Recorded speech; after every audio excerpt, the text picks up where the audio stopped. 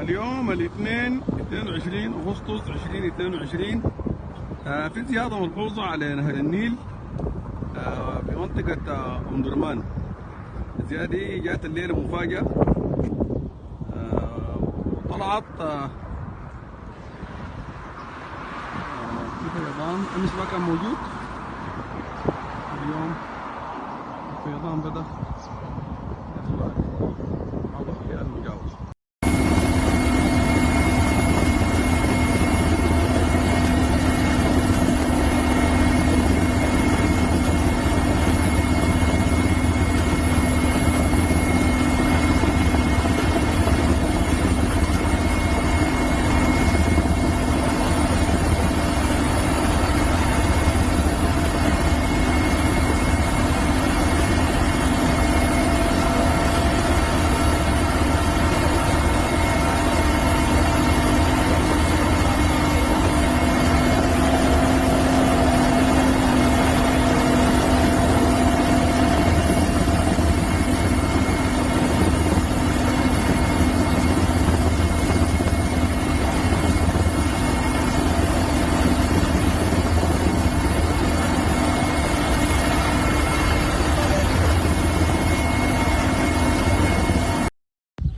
سبحان الله، يقول لك هني 5 أسر صح؟ اي والله 5 اسر والله، وعنده واحده بتغسل وعندها فشل كلوي.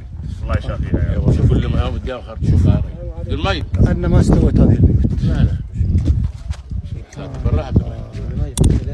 وجوه هناك قدام.